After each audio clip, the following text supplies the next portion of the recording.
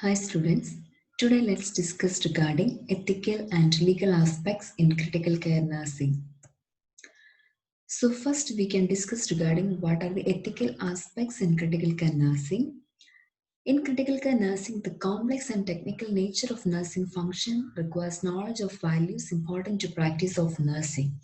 The values of autonomy, advocacy, and accountability are traditional values in nursing profession which are quite apt for critical care nursing. So basic nursing function ethical principles name applicable ആണ് critical care nursing such as autonomy, advocacy and accountability. Okay, we can see each one in detail. First of all, advocacy. It means active support of an important cause. The role of advocate is to assert the patient's choices or desires. There are three models of advocacy which can be applied in nursing practice. What is the role of an advocate? Advocate എന്താണ് ചെയ്യുന്നത്? വാദിക്കുകയാണ്. Okay.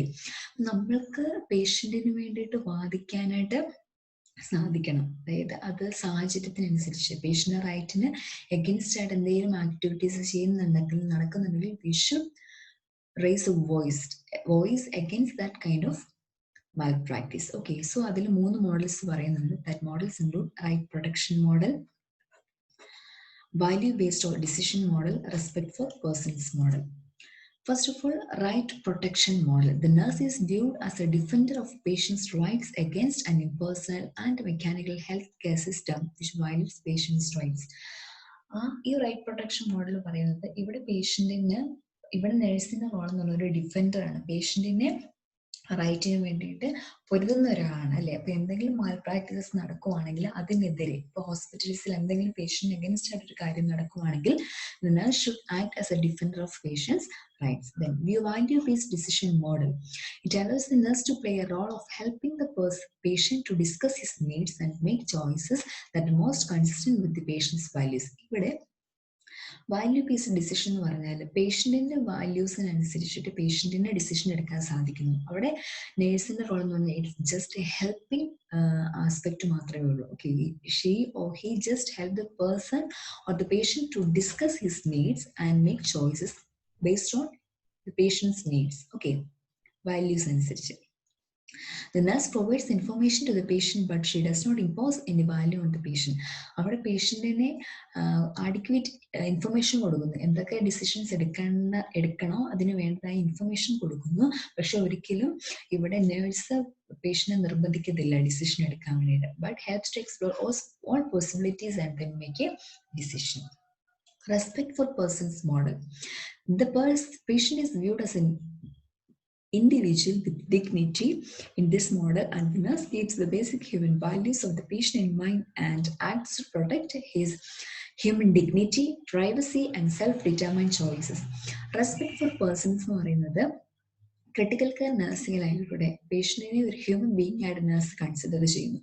അപ്പോൾ ഒരു human ബീയിങ്ങിന് വേണ്ടി എല്ലാ ഡിഗ്നിറ്റീസും critical care patient കൊടുക്കുന്നു. അതായത് right to get privacy while doing any procedures, both non-invasive and invasive procedures. We should provide adequate privacy to the patient and to provide adequate dignity.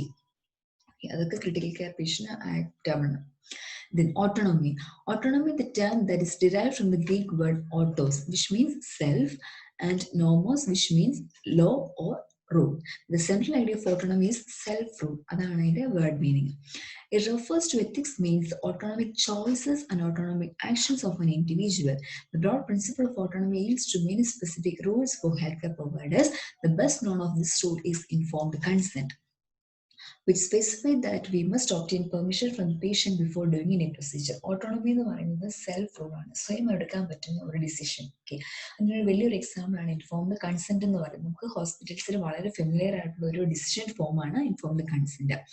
When patients refuse treatment, medications or diagnostic tests, we are morally obligated to respect their decisions and to refrain from forcing the patient to take the treatment. ഇപ്പോൾ example പറയുവാണെങ്കിൽ ഒരു myocardial infection വന്ന patient, നമ്മൾ myocardial infection വന്നതിന് ശേഷം angiogram ചെയ്തെന്ന് ഓർത്തു.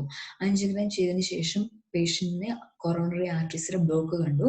അപ്പൊ നമ്മൾ ഡോക്ടർ ഡിസൈഡ് ചെയ്യുന്നു ഈ പേഷ്യന്റിന് ഒരു ആൻജിയോ പ്ലാസ്റ്റി വേണമെന്ന് ഡോക്ടർ പറയുകയാണ്. For the better life or better quality of care, the doctor advised the patient to undergo an angiogram. Okay.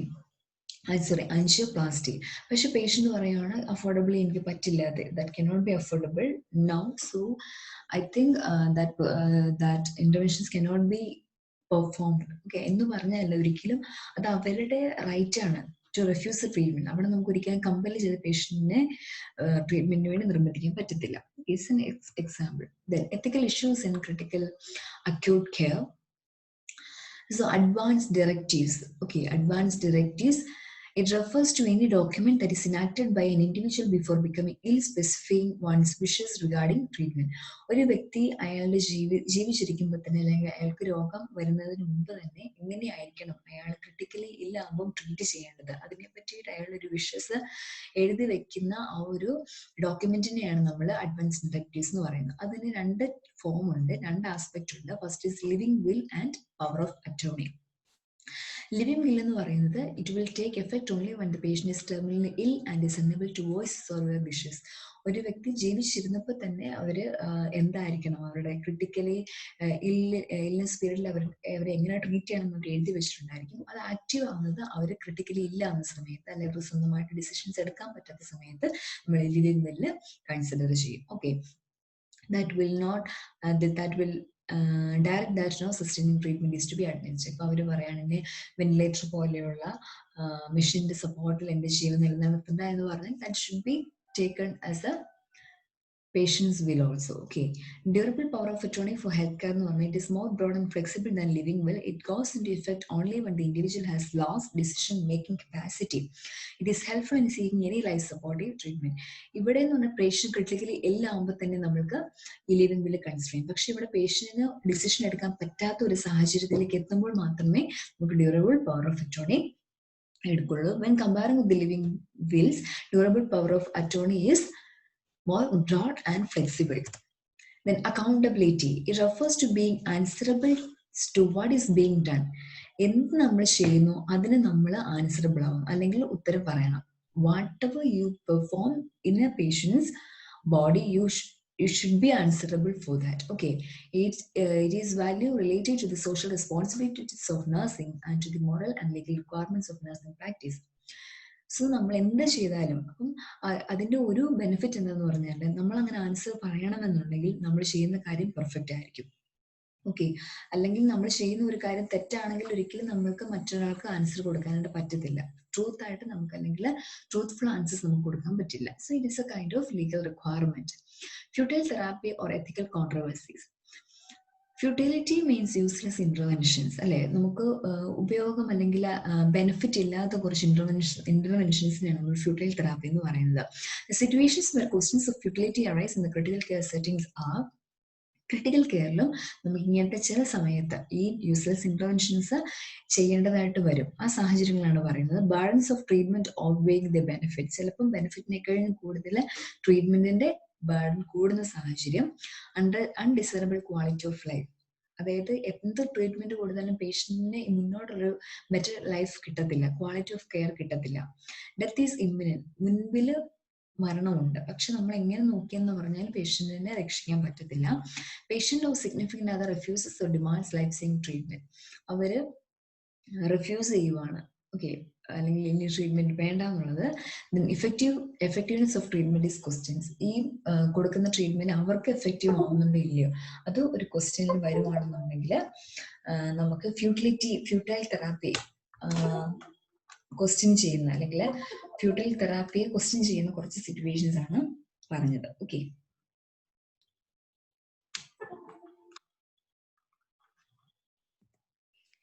then it is the responsibilities of the healthcare professionals to educate the patients and their significant others regarding the obligations and responsibilities in decision making.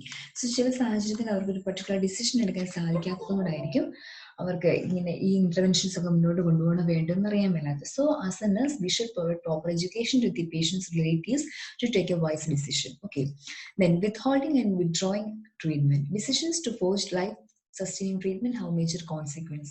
പലപ്പോഴും മുന്നോട്ട് treatment continue ചെയ്യണം, അത് കൊടുത്തിരിക്കുന്ന treatment withdraw ചെയ്യണമെന്ന് പോലും നമുക്ക് decision എടുക്കേണ്ട സമയം വരും. ലൈക്ക് അറസ്റ്റിന്റെ കേസിൽ ബ്രെയിൻ ഡെത്ത് പോലെയുള്ള ഒരു ഇറിവേഴ്സിബിൾ ആയിട്ടുള്ള ചേഞ്ചസ് നമുക്ക് എക്സ്പെക്ട് ചെയ്യാൻ സാധിക്കാത്ത സമയങ്ങളിൽ ഇനി മുന്നോട്ട് ഈ കെയർ കൊടുക്കണോ വേണ്ടോ നമ്മൾ ഡിസ്കസ് ചെയ്യേണ്ടതായിട്ട് വരും. Okay, the difficult issues arises with the patients who are terminally ill with irreversible conditions. അതിനൊരു എക്സാമ്പിൾ ആണ് ബ്രെയിൻ ഡെത്ത് എന്ന് പറയുന്നത്. വൺസ് ബ്രെയിൻ ഡെത്ത് ഉണ്ടായി കഴിഞ്ഞാൽ റിക്കവറി നമുക്ക് എക്സ്പെക്ട് ചെയ്യാൻ പറ്റില്ല. When an advanced decision is made regarding withholding life-sustaining treatment, a medical order or as to this effect, no code may be returned in the patient's record. Suppose നമുക്ക് മനസ്സിലായി ഒരു brain death, ഒരു example ആണ് പറയുന്നത്, brain death ഉള്ള ഒരു patient ആണെങ്കിൽ നമ്മൾക്കറിയാം മുന്നോട്ട് ഈ പേഷ്യൻറ്റിന് എത്ര നമ്മൾ സർവൈവ് ചെയ്യാൻ ശ്രമിച്ചാലും അവർക്ക് ഒരു ബെറ്റർ ക്വാളിറ്റി ഓഫ് ലൈഫ് ഇല്ല. സോ അങ്ങനെ വരുമ്പോൾ നമ്മൾ ഒരു നോ കോഡ് എന്നുള്ള രീതിയിൽ, നോ കോഡ് മീൻസ് വാട്ട്, ഒരു നമ്മളെപ്പോഴും പേഷ്യൻറ്റിന് കണ്ടീഷൻ ബാഡ് ആവുന്നതനുസരിച്ച് കോഡ് ബ്ലൂ എന്ന് പറയുന്ന ഒരു സിസ്റ്റം നമ്മൾ ആക്ടിവേറ്റ് ചെയ്യുന്നുണ്ട്. ഓക്കെ, കോഡ് ബ്ലൂ എന്ന് പറയുന്നത് it's a kind of emergency code in which we are trying to rescue the patient. Okay, നമ്മൾ അവരുടെ ഫയലിൽ നോ കോഡ് എഴുതി വെക്കും. The critical care nurse must be knowledgeable about the issues and strategies in conflict situations. അപ്പം critical കെയറിൽ work ചെയ്യുന്ന nurse അറിഞ്ഞിരിക്കണം no code options ഉണ്ടെങ്കിൽ അതിന് മീനിങ് എന്താണ്, അതെന്താണ് ലീഗലി കമ്മ്യൂണിക്കേറ്റ് ചെയ്യുന്നത് എന്ന് മനസ്സിലാക്കിയിരിക്കണം. So till now we are discussing regarding the ethical aspect. In that we have seen that autonomy, advocacy, accountability, etc. Okay, next we can discuss regarding the legal aspects in critical care nursing. First is non-maleficence. Non-maleficence എന്ന് പറയുന്നത് പേഷ്യന്റിന് maximum Ham ഉണ്ടാക്കാതിരിക്കുക. പക്ഷെ ചിലപ്പം ചില സിറ്റുവേഷൻസിൽ നമുക്ക് പേഷ്യന്റിന് least Ham പറ്റുന്ന സാഹചര്യങ്ങൾ അല്ലെങ്കിൽ അങ്ങനത്തെ ഇന്റർവെൻഷൻസ് ചെയ്യേണ്ടതായിട്ട് വരും. പക്ഷെ അത് പേഷ്യന്റ് ലൈഫിനെ മുന്നോട്ട് നയിക്കാൻ വേണ്ടിയാണ്. Non-maleficence means it is a non-harming or doing the least harm with the purpose of achieving good.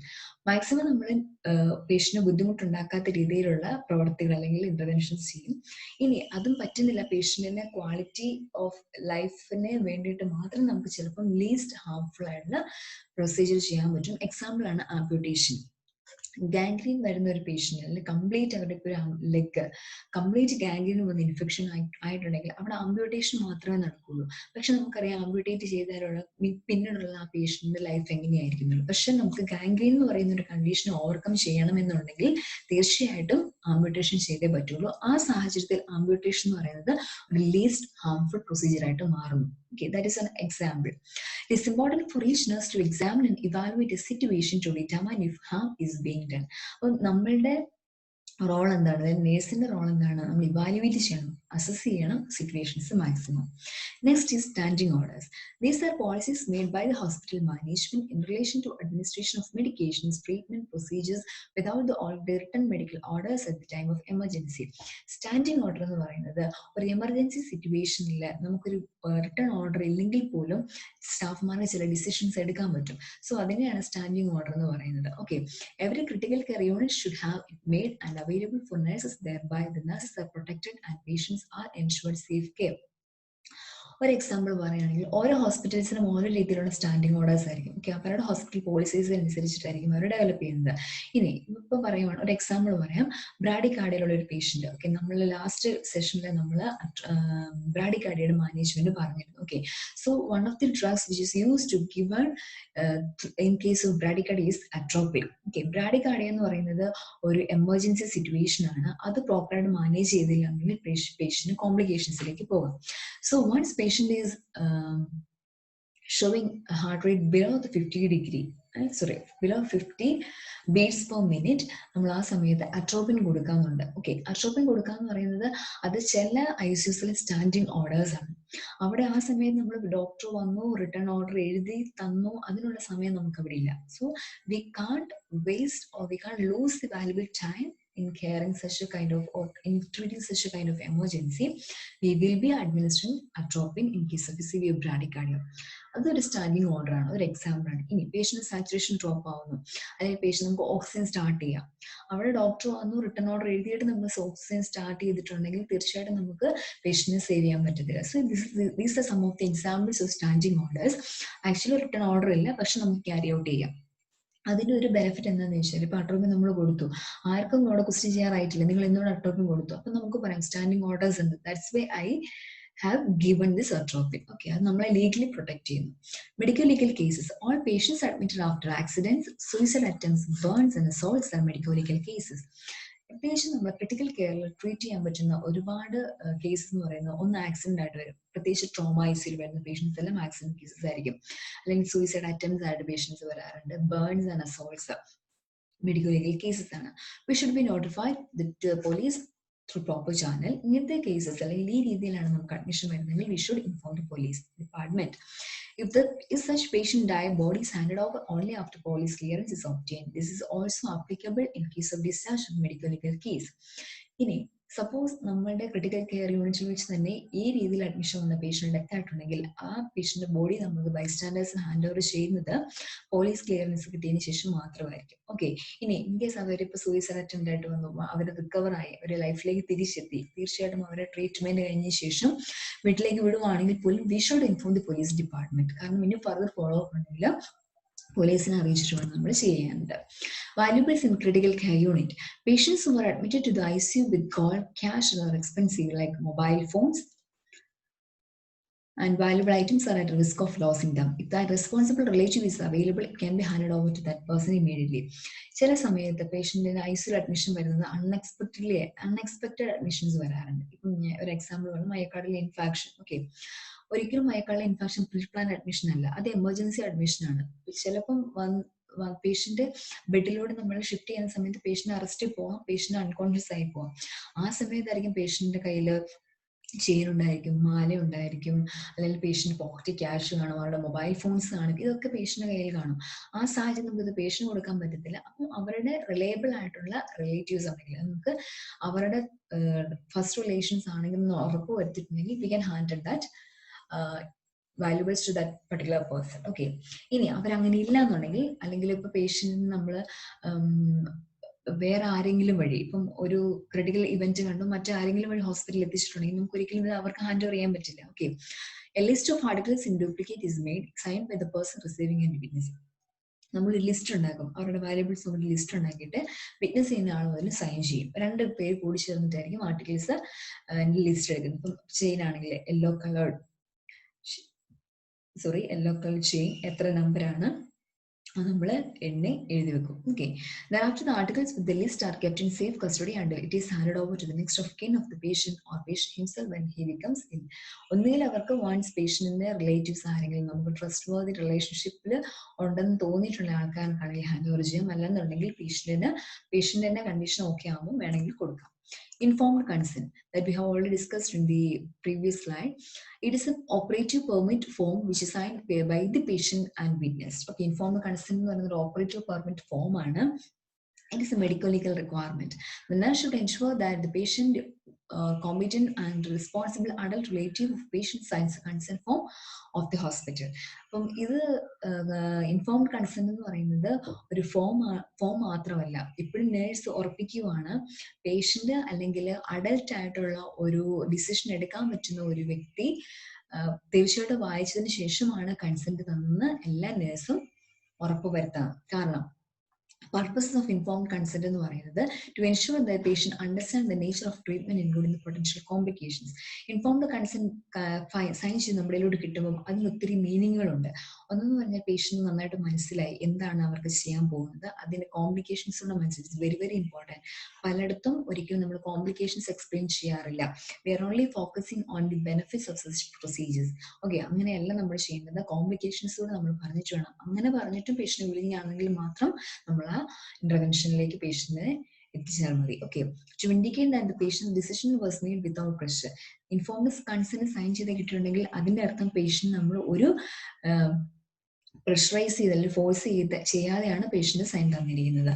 To protect the patient against unauthorised procedures. നമുക്ക് കൺസെന്റ് എടുക്കാതെ ഒരു ഇൻവേസീവ് പ്രൊസീജിയേഴ്സും അല്ലെങ്കിൽ ഒരു ക്രിട്ടിക്കലി അല്ലെങ്കിൽ അത്ര എമർജൻസി പ്രൊസീജിയേഴ്സ് പേഷ്യന്റ് ചെയ്യാനായിട്ട് സാധിക്കത്തില്ല. സോ ഒരു പരിധിവരെ പേഷ്യന്റിന് അൺഓതറൈസ്ഡ് പ്രൊസീജിയേഴ്സ് നമുക്ക് പ്രൊട്ടക്ട് ചെയ്യാൻ പറ്റും.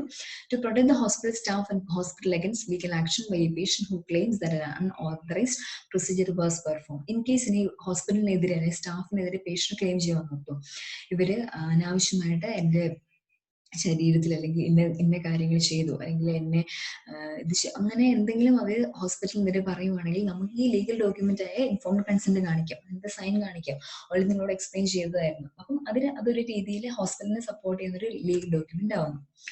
Liability risk issues in critical care nursing. Critical care nursing has evolved into a highly technical specialized field, increasing the risk of liability. Standard of care is a liability risk issue in critical care unit. Negligence on the part of the nurse in any aspect of care can result in high liability risk. ചില സാഹചര്യങ്ങളിൽ നമുക്ക് കുറച്ചുകൂടി ഉത്തരവാദിത്തം ഏറ്റെടുക്കേണ്ട സാഹചര്യങ്ങൾ വരും. Main cause of liability എന്ന് പറയുന്നത് fall of patients, use of restraint, equipment malfunction, failure to observe and report changes in patient's condition, application of heat and subsequent burns, accidental disconnection from life-saving measures. Okay. ഇനി suppose ഒരു example പറയാണ്, പേഷ്യന്റിന് നമ്മൾക്ക് ഒരു hot water bag apply ചെയ്തു. Hot water bag apply ചെയ്ത് നമുക്കറിയാം അതിന്റെ particular duration അറിയാം, പക്ഷെ നമ്മളത് എടുക്കാൻ മറന്നുപോയി. What will happen? It will cause burns on the particular part അല്ലെ. അത് എന്തുകൊണ്ടുണ്ടായത്? അതൊരു നെഗ്ലിജൻസ് ആണ് അല്ലെ. അല്ലെങ്കിൽ ഇപ്പൊ പേഷ്യന്റിന് ഫോൾ ഉണ്ടായി, എന്തുകൊണ്ട് നമുക്ക് ആ കറക്റ്റ് സമയത്ത് നമ്മൾ കെയർ ചെയ്തിട്ടില്ല. ഓക്കെ. ഈ യൂസ് ഓഫ് റീസ്ട്രെയിൻസ്, ചില പേഷ്യന്റ് നമ്മൾ ഫിസിക്കൽ റീസൺസ് യൂസ് ചെയ്യുന്നു. ആ ഫിസിക്കൽ റീസൺസ് അപ്ലൈ ചെയ്യുമ്പോൾ നമ്മൾ പീരിയോഡിക്കലി ഒബ്സർവ് ചെയ്യണം, ആ സ്കിൻ അലസ് ചെയ്യണം. അത് 2 ഷിഫ്റ്റ് കഴിഞ്ഞിട്ട് നമ്മൾ സ്കിൻ നോക്കിയിട്ടില്ല എന്നുണ്ടെങ്കിൽ ചിലപ്പോൾ ഒത്തിരി ടൈറ്റ് ആയിട്ടുണ്ടെങ്കിൽ തീർച്ചയായിട്ടും നമ്മുടെ സ്കിൻ ബ്രേക്ക് ഡൗൺ വരും. It's kind of negligence. വീണ്ടും പിന്നെ equipment Mal function it's very very important. പ്രത്യേകിച്ച് ICU ഒക്കെ ആകുമ്പോൾ നമ്മൾ ഒരു എമർജൻസി പ്രൊസീജിയറിന് യൂസ് ചെയ്യുന്ന ഒരു ഇൻസ്ട്രുമെന്റ് ആണ് ലാരിഞ്ചോസ്കോപ്പ് എന്ന് പറയുന്നത്. ഓക്കെ, നമ്മൾ ഡിസ്കസ് ചെയ്ത സമയത്ത് പറഞ്ഞായിരുന്നു എല്ലാ ഷിഫ്റ്റിലും ലാരിഞ്ചോസ്കോപ്പ് ഫംഗ്ഷനിങ് ആണോ എന്ന് നോക്കണം. അതായത് അതിന്റെ ബൾബ് കത്തും നമ്മൾ ഉറപ്പ് വരുത്തണം.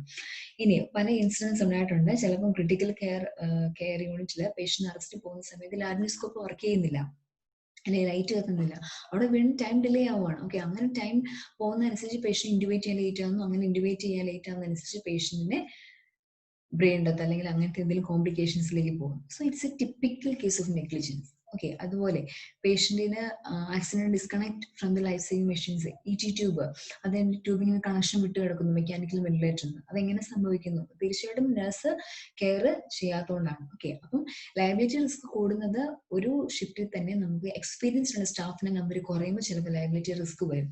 സോ ഒരു ഹോസ്പിറ്റൽ അതോറിറ്റിയുടെ ഉത്തരവാദിത്തമാണ് എല്ലാ ഷിഫ്റ്റിലും എക്സ്പീരിയൻസ്ഡ് ആയുള്ള സ്റ്റാഫ് ഉണ്ടെന്ന് ഉറപ്പുവരുത്തുക. Okay. Administration of medications is our standing order. The nurse needs to practice all rules of drug administration in critical care unit. Standing order should be formulated in consultation with the management. എപ്പോഴും administration, കാരണം critical കെയറിൽ നമ്മൾ use ചെയ്യുന്ന medicines എന്ന് പറയുന്നത് high risk medicines ആണ്. So അത് administer ചെയ്യുമ്പം എല്ലാ റൂൾസും പേഷ്യന്റ് സ്റ്റാഫ് അറിഞ്ഞിരിക്കണം. അതുപോലെ തന്നെ സ്റ്റാൻഡിങ് ഓർഡേഴ്സ് നമ്മൾ ഓൾറെഡി അത് എന്താണെന്ന് പറഞ്ഞു, അതിന്റെ ഇംപ്ലിമെന്റേഷനും അറിഞ്ഞിരിക്കണം. No court withholding withdrawing life support orders. Medical orders for not resuscitating, withholding or withdrawing life support should be written down in the patient's records by an authorized physician working in the unit. ഇപ്പോൾ നമുക്കൊരു പേഷ്യന്റിന് നമ്മൾ വീണ്ടും അവർക്ക് next management വേണ്ട, ആദ്യ management വേണ്ടെന്നുണ്ടെങ്കിൽ that should be specified in the patient's record. For example, DNR, do not resuscitate, DNR order, അത് patient is on DNR എന്ന് പറഞ്ഞ് അവരുടെ ഫയലിൽ എഴുതണം. അത് എഴുതേണ്ടത് കൺസേൺ അല്ലെങ്കിൽ ഓതറൈസ്ഡ് ഫിസിഷ്യൻ ആയിരിക്കണം. Example ആണ് പറഞ്ഞത്. Okay, then incident report. At any occasion, if there is violation of normal rules, an incident report to be made confidentially. The main purpose is to make the individual aware of the mistakes so that such acts could be avoided in the future. Incident report എന്താണ്? ഒരു incident ഉണ്ടാകുമ്പോൾ അല്ലെങ്കിൽ expect ചെയ്യാത്ത അല്ലെങ്കിൽ പേഷ്യന്റിന് risk വരുന്ന ഒരു incident സംഭവിച്ചിട്ടുണ്ടെങ്കിൽ we should get an informed or incident report from the concerned staff. അതിന്റെ ഒരു റീസൺ എന്ന് പറഞ്ഞാൽ ആ ഇഷ്യൂ റിപ്പീറ്റ് ചെയ്യാൻ പാടില്ല, അത് അവർക്ക് അതിനെപ്പറ്റി അവയർനെസ് കൊടുക്കാൻ. എക്സാമ്പിൾ, ഫോൾ, ഒരു പേഷ്യന്റ് ഫോൾ ഉണ്ടായിട്ടുണ്ടെങ്കിൽ, ഒരു ക്രിട്ടിക്കൽ യൂണിറ്റിൽ ഫോൾ വന്നിട്ടുണ്ടെങ്കിൽ കൺസേൺ സ്റ്റാഫ് ഓർ കൺസേൺ ഡ്യൂട്ടിയിൽ ഉണ്ടായിരുന്ന സ്റ്റാഫിൽ നിന്ന് നമ്മൾ ഇൻസിഡന്റ് റിപ്പോർട്ട് മേടിക്കും. ഇനി മെഡിക്കേഷൻ എറർ ഉണ്ടായി, തീർച്ചയായിട്ടും മേടിക്കും. Okay. Witnessing. While working in the critical care unit, the nurse has to be aware of the legal implications. Sometimes they may be wanted as witnesses in the court of law. Witnessing can be for medical legal cases. Documentation is an important aspect of nursing which can protect the nurse from conflicting situations. Already നമ്മൾ പറഞ്ഞു medical legal cases അല്ലെ, ചില സാഹചര്യങ്ങളിൽ medical legal കേസസിന്റെ പേരിൽ നമ്മൾക്ക് നഴ്സിന് witness ആയിട്ട് act ചെയ്ത് കോർട്ടിൽ പോകേണ്ടതായിട്ട് വരാറുണ്ട്. കുറച്ച് ഇഷ്യൂസ് അങ്ങനെ ഇൻസിഡൻസ് വന്നിട്ടുണ്ട്. ഓക്കെ, സോ അപ്പം നമ്മൾ ചെയ്യേണ്ടത് അവിടെ നമ്മുടെ ഡോക്യുമെന്റേഷൻ ആണ് വളരെ ഇമ്പോർട്ടന്റ് ആയിട്ട് നിൽക്കുന്ന കാര്യം. ഓക്കെ, അപ്പൊ നമ്മൾ എപ്പോഴും document ചെയ്യുന്നെങ്കിലും we should document always a fact, should be factual, descriptive, accurate, concise, timely, relevant, definite and specific. Okay, ഒരു എക്സാമ്പിൾ പറയാം. ഒരു പേഷ്യന്റ് മെക്കാനിക്കൽ വെന്റിലേറ്റർ സപ്പോർട്ടുള്ള ഒരു പേഷ്യന്റ് ആയിരുന്നു. സോ നമുക്കറിയാം മെക്കാനിക്കൽ വെന്റിലേറ്ററുള്ള സപ്പോർട്ടുള്ള പേഷ്യന്റ് നമ്മൾ എല്ലാ മണിക്കൂറിലും നമ്മൾ അവരുടെ എന്ത് ചെയ്യണം, അവരുടെ ഫ്ലോ ചാർട്ട് മെയിൻറ്റെയിൻ ചെയ്തിട്ട് പോകണം അല്ലെ. ചില സ്റ്റാഫുമാര് അവർക്കൊരു ടെൻഡൻസി എന്ന് പറഞ്ഞാൽ നേരത്തെ അവർ ഡോക്യുമെന്റ് ചെയ്യും പേഷ്യന്റെ കണ്ടീഷൻ, നേരത്തെ ഡോക്യുമെന്റ്. കാരണം ജസ്റ്റ് അവരുടെ പണി കുറയ്ക്കുക എന്നുള്ള രീതിയിൽ ജസ്റ്റ് ഇപ്പം ചിലപ്പം ഒരു 2 മണിക്കൂർ ഒരുമിച്ച് അങ്ങനെ ചെയ്യും. അങ്ങനെ ഇപ്പം സപ്പോസ് ഇപ്പം 2 മണിക്കാണ് ഉണ്ടെങ്കിൽ നമ്മൾ 3 മണിക്കത്തെയും കൂടി ചാർട്ട് ചെയ്തെങ്കിൽ, സോ 2:30 പേഷ്യന്റ് വീണ്ടും ഒരു അറസ്റ്റിലേക്ക് പോയിട്ടുണ്ടെങ്കിൽ ഈ 3 o'clock ഡോക്യുമെന്റ് നമ്മൾ എന്ത് ചെയ്യും? 3 o'clock പേഷ്യന്റ് വൈറ്റൽസ് എല്ലാം നോർമലായിരിക്കും പോകുന്നത്, സെറ്റിംഗ്സ് എല്ലാം നോർമൽ ആയിരിക്കും. പക്ഷെ 2:30 ഒരു കാർഡിയക് അറസ്റ്റ് ഉണ്ടായിട്ടുണ്ടെങ്കിൽ ഈ 3 o'clock പാരാമീറ്റേഴ്സ് എല്ലാം മെന്റലി ഡിഫറെന്റ് ആയിരിക്കും. അവിടെ നമുക്കൊരു മാനിപ്പുലേഷൻ നടക്കത്തില്ല. സപ്പോസ് ഈ പേഷ്യന്റ് ആ ഒരു അറസ്റ്റ് ഡെത്ത് ആയി വന്ന പേഷ്യന്റ് എന്തെങ്കിലും മെഡിക്കൽ ലീഗൽ കേസിൽ വന്ന പേഷ്യന്റ് ആണെന്നുണ്ടെങ്കിൽ തീർച്ചയായിട്ടും that particular nurse should be answerable for such kind of practices. Okay, ഒരു എക്സാമ്പിൾ ആണ് പറഞ്ഞത്. Any nurse working in the CC should be aware of the ethical and legal implications. നമ്മൾ എപ്പോഴും ചിന്തിക്കേണ്ട കാര്യം, ക്രിട്ടിക്കൽ കെയർ നഴ്സിംഗ് എന്ന് പറയുന്നത് it is not a easy professional. Okay, it's not an easy work.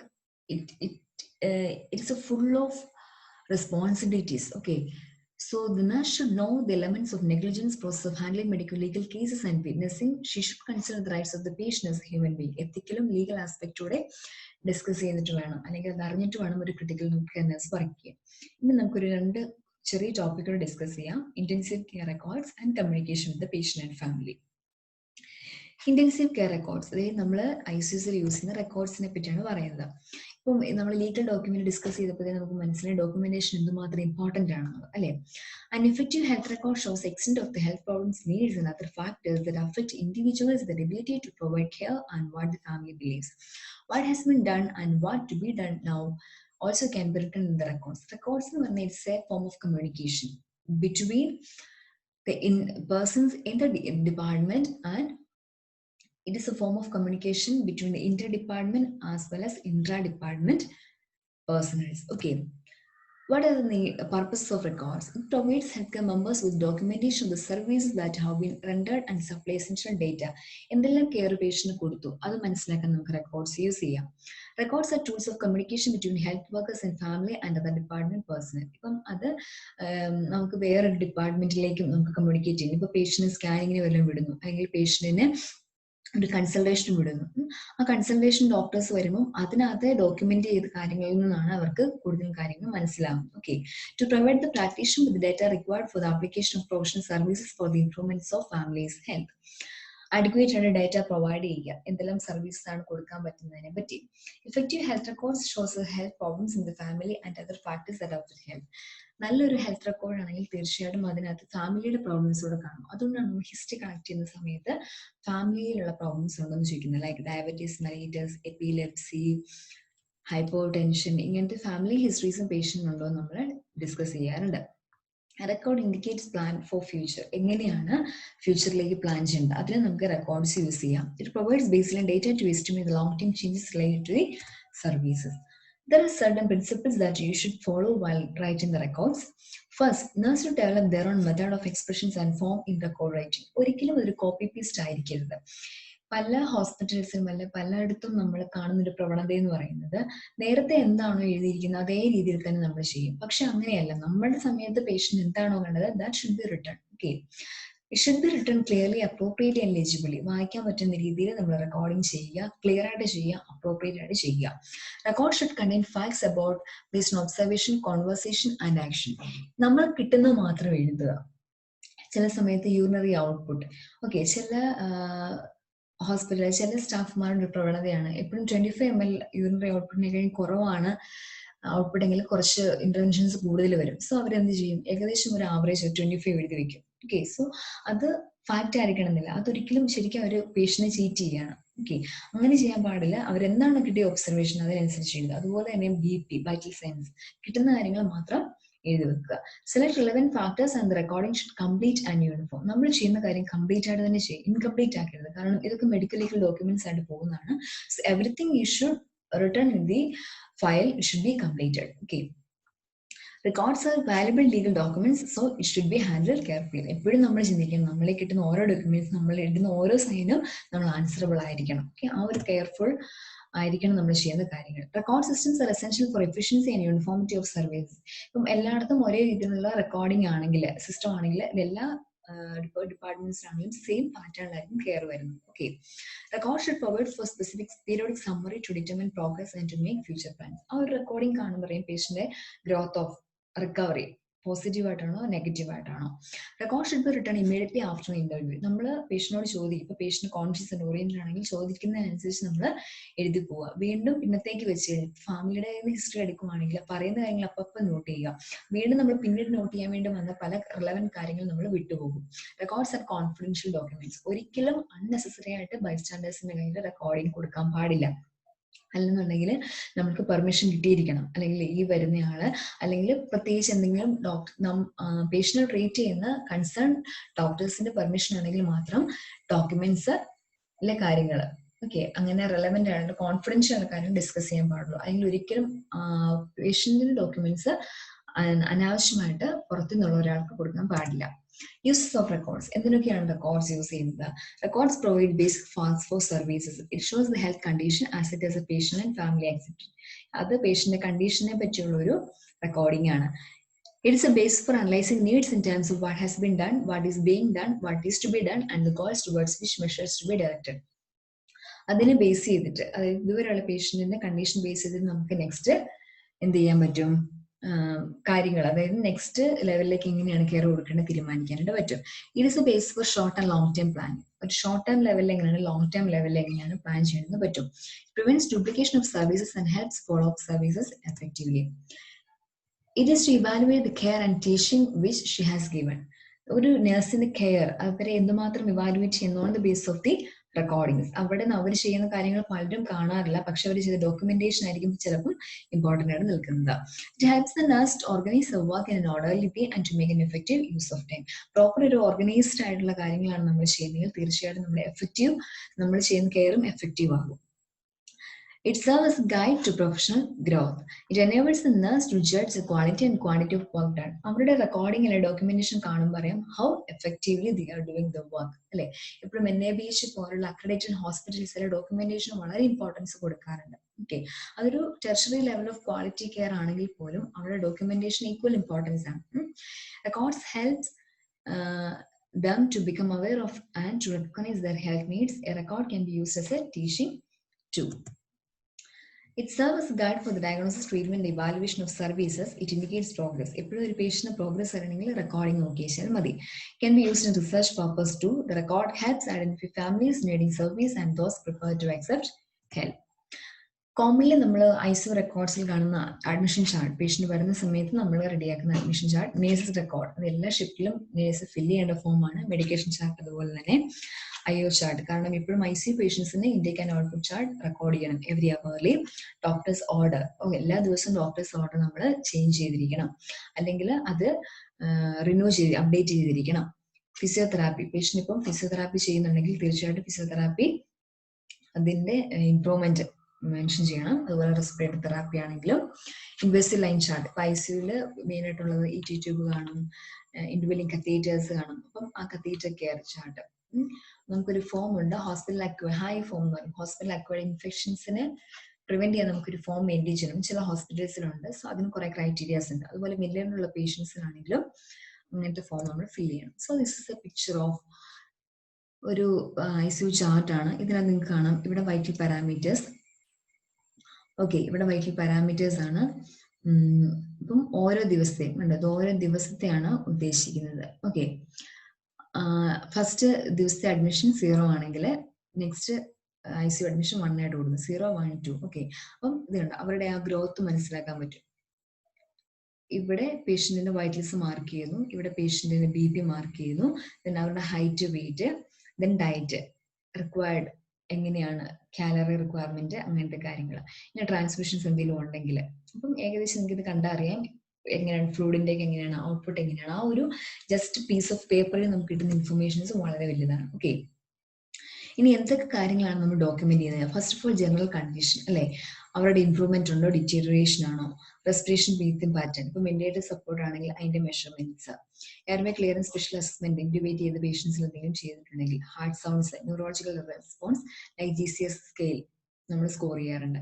Vital signs നമ്മൾ monitor ചെയ്ത് എഴുതാറുണ്ട്, already കാണിച്ചല്ലോ. ഓട്ടോ സാച്ചുറേഷൻ, ഇപ്പൊ വെന്റിലേറ്റർ സെറ്റിംഗ്സ്, വെന്റിലേറ്റർ ഉണ്ടെങ്കിൽ സെറ്റിംഗ്സ്, ഓക്കെ, നമ്മൾ ഏത് മോഡിലാണ് പേഷ്യന്റ് കിടക്കുന്നത്, FA2 എത്രയാണ്, ഈ കാര്യങ്ങളിൽ നമ്മൾ മെൻഷൻ ചെയ്യണം. Treatment being given, when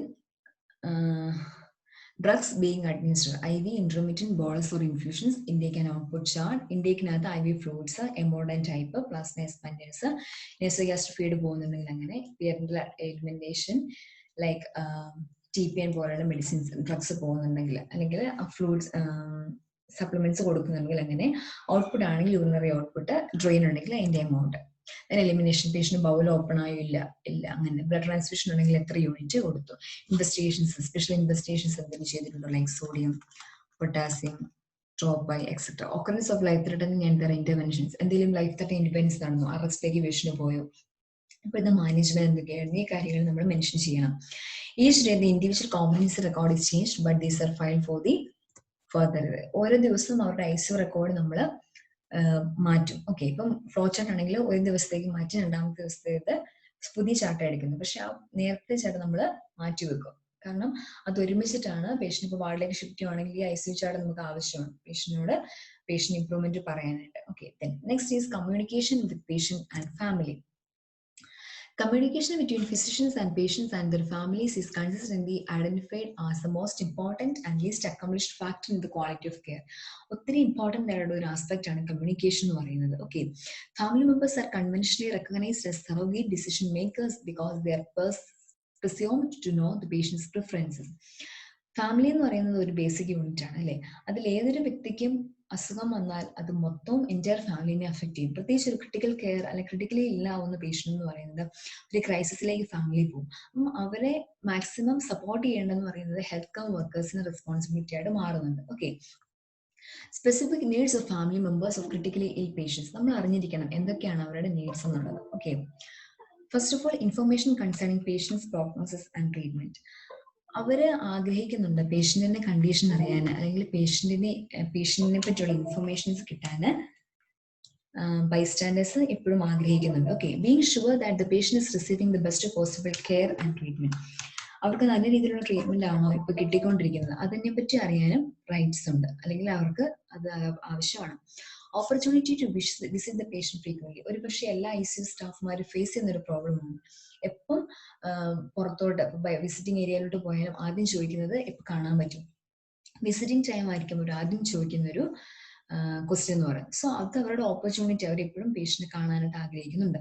good communication with health profession, പേഷ്യന്റിനെ ട്രീറ്റ് ചെയ്യുന്ന ആൾക്കാരും നല്ലൊരു കമ്മ്യൂണിക്കേഷൻ ആയിട്ട് എക്സ്പെക്ട് ചെയ്യുന്നുണ്ട്. Support and comfort from the health team. Honest and sincere information concerning the patient progress. What are the nursing interventions that we can provide to maintain a good communication? For giving information about the patient's progress. Patient progressനെ പറ്റിയുള്ള information കൊടുത്താൽ ഏതൊക്കെ രീതിയിൽ communicate ചെയ്യാം. Use simple language and terms to explain patient's condition. Avoid use of generalized terms like much better. Simple ആയിട്ടുള്ള language പറഞ്ഞു കൊടുക്കുക, അല്ലെങ്കിൽ generalised terms much better, അങ്ങനത്തെ ഒരു ജനറലൈസ്ഡ് ടേംസ് നമ്മൾ ഒഴിവാക്കുക. കൺസേഴ്സ് ആയിട്ടും ക്ലിയർ ആയിട്ടും കാര്യങ്ങൾ പറയുക. Use same terms to explain the patient's progress to all the members. Example, BP, pain level. This will permit the family to understand and have a consistent response to their queries.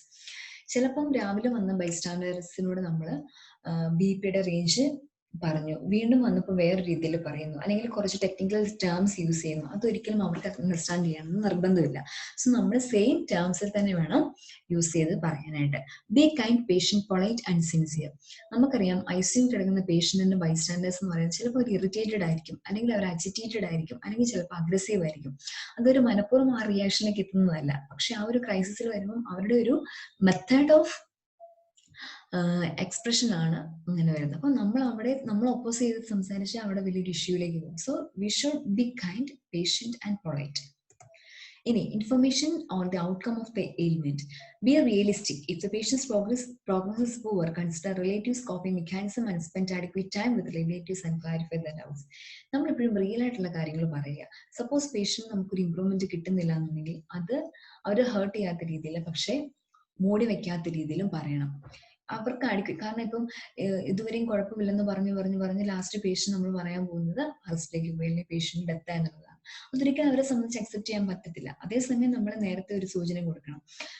ഈ രീതിയിലാണ് doctor സംസാരിച്ചോളും, നമുക്ക് expect ചെയ്യാൻ പറ്റുന്ന ഒരു positive response കിട്ടുന്നില്ല, എന്നാലും നമ്മൾ നോക്കുന്നുണ്ട്. അപ്പം ആ പീരിയോഡിക് ആയിട്ടുള്ള കാര്യങ്ങൾ അപ്ഡേറ്റ് ചെയ്ത് പോവുകയാണെങ്കിൽ വൺസ് അവർക്ക് ആ ഒരു നെഗറ്റീവ് ആണ് അവർ കേൾക്കുന്ന ആൻസറെങ്കിൽ പോലും മെന്റലി അവരൊന്ന് അക്സെപ്റ്റ് ആയി വന്നോളും. Okay, do not be apt self the terms use judiciously and carefully. കൊടുക്കുന്ന കാര്യങ്ങൾ ക്ലിയർ ആയിട്ട് മനസ്സിലാക്കുക. ഇന്ന റീസൺസ് ആണ് കൊടുക്കുന്നത്, അല്ലെങ്കിൽ പറയുന്ന കാര്യങ്ങൾ. കാരണം നമ്മൾ പറയുന്ന ഓരോ കാര്യങ്ങളും അവരുടെ മനസ്സിലേക്ക് ഒത്തിരി സ്പർശിക്കുന്ന സാഹചര്യങ്ങളാണ് ക്രിട്ടിക്കൽ കെയർ പീരീഡ് എന്ന് പറയുന്നത്. ഓക്കെ, നമ്മൾ പറയുന്ന വാക്കുകൾ ഒത്തിരി സൂക്ഷിക്കണം, അല്ലെങ്കിൽ അത് തിരിച്ച് നമ്മൾക്ക് തന്നെ എഗൻസ്റ്റ് ആയിട്ട് അവർക്ക് പറയേണ്ട സിറ്റുവേഷൻസ് വരും. അതുകൊണ്ട് നമ്മൾ പല ഹോസ്പിറ്റൽസിലും കാണുന്നത് സ്റ്റാഫ്മാർക്കെതിരെ ബൈസ്റ്റാൻഡേഴ്സ് സംസാരിക്കുകയും എപ്പോഴും ആ ഒരു ഡെത്ത് സംഭവിച്ചിട്ടായിരിക്കും. അപ്പം അതുവരെ നമ്മൾ പറഞ്ഞ കാര്യങ്ങളൊക്കെ വളരെ ക്ലിയർ ആൻഡ് ജുഡീഷ്യസ് ആയിട്ടുള്ള കാര്യങ്ങളായിരിക്കണം പറയേണ്ടത്. Assess family spiritual strengths and inclinations utilise these in helping the family to accept situation. അവരുടെ സ്പിരിച്വൽ സ്ട്രെങ്ത് നോക്കുക. For information of treatment modalities explain concisely about the various devices. അതായത് ഇപ്പം അവർക്ക് അറിയത്തില്ല ഐസിയിൽ എന്തൊക്കെ എക്യുപ്മെന്റ്സ് ആണ് യൂസ് ചെയ്യുന്നത്, മെക്കാനിക്കൽ വെന്റിലേറ്റർ സപ്പോർട്ട് എങ്ങനെയാണ്. അപ്പം അവരോട് ഇപ്പം നമ്മൾ പറയും 5 to 100 കൊടുത്തിരിക്കുന്നത്, ഇപ്പൊ 50 ആക്കിയിട്ടുണ്ട് എന്ന് പറഞ്ഞാൽ ഒരു മെഡിക്കൽ പ്രൊഫഷണൽ ആണെങ്കിൽ മനസ്സിലാവും പേഷ്യന്റിന്റെ ഓക്സിജന്റെ റിക്വയർമെന്റ്സ്, മെഷീൻ കൊടുക്കുന്ന റിക്വയർമെന്റ്സ് കുറച്ചു, വിച്ച് മീൻസ് പേഷ്യന്റ് ഒരു ഇംപ്രൂവ്മെന്റ് കാണിക്കുന്നുണ്ട്. അതൊരു പക്ഷെ ബൈസ്റ്റാൻഡേഴ്സിനോട് പറഞ്ഞാൽ മനസ്സിലാവണമെന്നില്ല ടെക്നിക്കൽ ടേംസിൽ. ഓക്കെ, അപ്പൊ നമ്മൾ യൂസ് ചെയ്യുന്ന ഇൻസ്ട്രുമെന്റ്സ് ആയിക്കോട്ടെ, മെക്കാനിക്കൽ ഡിവൈസസ് ആയിക്കോട്ടെ, അത് കൺസൈസ് ആയിട്ട് അതിനെ പറ്റി പറഞ്ഞു കൊടുക്കുക. എൻകറേജ് ക്വസ്റ്റ്യൻസ്, അവർക്ക് ക്ലാരിഫൈ ചെയ്യാൻ വേണ്ടിയിട്ട്. കാരണം അവരുടെ റൈറ്റ് ആണ്, അവർക്ക് കാര്യങ്ങളെ പറ്റിയുള്ള ഇൻഫർമേഷൻസ് കിട്ടുക എന്നുള്ളത് അവരുടെ റൈറ്റ് ആണ്. സോ അവർക്ക് മാക്സിമം ക്വസ്റ്റ്യൻസ് ചോദിക്കാനുള്ള അവസരം കൊടുക്കുക. Main input communications and effective information with medical team. നമ്മൾക്ക് ഡോക്ടേഴ്സ് എന്താണോ റൗണ്ട്സിന്റെ സമയത്ത് പറയുന്നത്, ബൈസ്റ്റാൻഡേഴ്സുമായിട്ട് എന്താണോ ഡിസ്കസ് ചെയ്യുന്നത്, അതിനെപ്പറ്റി നമുക്കൊരു ഐഡിയ ഉണ്ടായിരിക്കണം. പിന്നെ എന്തെങ്കിലും ക്ലാരിഫിക്കേഷൻസ് വേണമെങ്കിൽ, ഫോർ എക്സാമ്പിൾ ചിലപ്പോൾ റൗണ്ട്സ് കഴിഞ്ഞ ഉടനെ ഡോക്ടേഴ്സ് പേഷ്യന്റിന്റെ ബൈസ്റ്റാൻഡേഴ്സ് ചിലപ്പോൾ വേറൊരു പർട്ടിക്കുലർ ഇൻവെസ്റ്റിഗേഷൻ ചെയ്യണം എന്നുള്ളത് പറഞ്ഞിട്ടുണ്ടായിരിക്കും. അതിന് ബേസിലായിരിക്കും അടുത്ത വിസിറ്റിംഗ് ടൈമിൽ സ്റ്റാഫിനോട് ചോദിക്കുന്നത്. അപ്പം വൺസ് ഒരു ഷിഫ്റ്റിലുള്ള സ്റ്റാഫ് മറ്റൊരു ഷിഫ്റ്റിലുള്ള സ്റ്റാഫിന് ഹാൻഡ് ഓവർ കൊടുക്കുന്ന സമയത്ത് അങ്ങനത്തെ ഇൻഫർമേഷൻസ് ഉണ്ടെങ്കിൽ അത് സ്കിപ്പ് ചെയ്ത് പോകാൻ പറ്റില്ല. ചിലപ്പോൾ ഈവനിങ് ടൈമിൽ ബൈസ്റ്റാൻഡർ വന്നിട്ട് പറയും ഒരു ഇൻവെസ്റ്റിഗേഷൻ ചെയ്യാൻ പറഞ്ഞായിരുന്നല്ലോ, ചിലപ്പോൾ അത് ഈവനിങ് സ്റ്റാഫിന് അത് ഇൻഫർമേഷൻ കിട്ടേ കാണത്തില്ല. അപ്പോൾ അത് വീണ്ടും ഒരു ക്ലാരിഫിക്കേഷൻസിലേക്ക് കൺഫ്യൂഷൻസിലേക്ക് പോകും. Be with the family during visiting time to provide explanations and support. പല ഹോസ്പിറ്റൽസിലും കണ്ടുവരുന്ന പ്രവണതയാണ് വിസിറ്റിംഗ് ടൈമിലാണ് മാക്സിമം സ്റ്റാഫ്മാർ അവരുടെ പണി തീർക്കാൻ പോകുന്നത്. ഓക്കെ, അവർക്ക് ചെയ്യേണ്ട ജോലികൾ ചെയ്യും. കാരണം ആ സമയത്ത് പേഷ്യന്റിന്റെ കൂടെ ആളുണ്ട്. ഒരു രീതിയിൽ ചിന്തിച്ചാൽ ആ നേഴ്സിന്റെ ചിന്താഗതി അങ്ങനെയാണ്, പേഷ്യന്റിന്റെ കൂടെ ആളുണ്ട്, സോ പേഷ്യന്റ് ആ സമയത്ത് സേഫ് ആണ്, ആ സമയത്ത് പെൻഡിങ് വർക്ക്സ് ചെയ്യാം, അല്ലെങ്കിൽ അവർ ബാക്കി റെക്കോർഡിങ് ചെയ്യുന്നു, ഫയൽ വർക്ക് കംപ്ലീറ്റ് ചെയ്യുന്നു. പക്ഷെ ഒരിക്കലും ചെയ്യാൻ പാടില്ല. വിസിറ്റിംഗ് ടൈമിൽ പേഷ്യന്റ് ബൈസ്റ്റാൻഡേഴ്സിനോട് എക്സ്പ്ലെയിൻ ചെയ്യാനുള്ള റോളാണ് നിങ്ങൾക്കുള്ളത്. So you should explain all the or we should clarify all the problems or all the questions of that particular visitor. ആ സമയത്ത് വേറെ ഒരു ജോലിക്ക് നമ്മൾ മാക്സിമം പോകാതിരിക്കുക. ഇൻ കേസ് എന്തെങ്കിലും ഇഷ്യൂസ് വന്നാൽ അവർ ആദ്യം പറയുന്നത് ഞങ്ങൾ വന്ന സമയത്ത് ഞങ്ങളോട് സംസാരിച്ചില്ല, ആ സമയത്ത് ഫുള്ള് സിസ്റ്റർ ഡോക്യുമെന്റ് ചെയ്തുകൊണ്ടിരിക്കുകയായിരുന്നു, ഞങ്ങൾ പറഞ്ഞ പല കാര്യങ്ങൾക്കും ഞങ്ങൾ ക്ലാരിഫിക്കേഷൻ തന്നിട്ടില്ല. അത് വേണം അവർക്ക് നമുക്കെതിരെ എഗൈൻസ്റ്റ് ആയിട്ട് നിൽക്കാൻ വേണ്ടി ഉള്ളൊരു ലൂപ്പ് ഹോൾ അവിടെ ഇട്ട് കൊടുക്കും. പക്ഷെ അങ്ങനെ നമ്മൾ ചെയ്യാൻ പാടില്ല. Explain about the environment before allowing family members in ICU for the first day. ഐസിയിലേക്ക് പേഷ്യന്റിനെ അഡ്മിറ്റ് ആക്കുന്ന സമയത്ത് തന്നെ നമുക്ക് വേണം പറഞ്ഞു കൊടുക്കാം ഈ ഒരു വിസിറ്റിംഗ് ടൈം, അതിനെ പ്രോട്ടോകോൾസ് ഒക്കെ പറഞ്ഞു കൊടുക്കാം, എത്ര പേർക്ക് കാണാം, ഇതിനെപ്പറ്റി ഐഡിയ കൊടുക്കുവാണെന്നുണ്ടെങ്കിൽ പേഷ്യന്റിന്റെ ബൈസ്റ്റാൻഡേഴ്സിന് ഒരു ഐഡിയ കിട്ടും എങ്ങനെയാണ് ഐസിയുടെ കാര്യങ്ങൾ. Okay, so in this class we have scene three aspects of critical care nursing. First is ethical and legal. Okay, ethical and legal aspects. Then we have seen regarding the drugs. We have seen the records that is being used in a critical care unit and the communication of patient and family. So I hope the concept is clear. So please go through this note. If you have any doubt, you can contact me. Okay, thank you.